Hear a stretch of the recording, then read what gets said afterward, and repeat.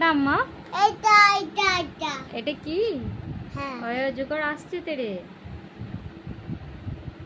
ওই ও চকোলেটটা না তুমি আম্মা হয়েছো? হ্যাঁ আর আমি কে? তুমি হাসবে এই তো ওকে।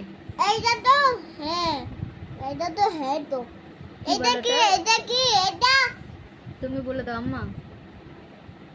বলবি না বলো আম্মা, আমি পারি না তো।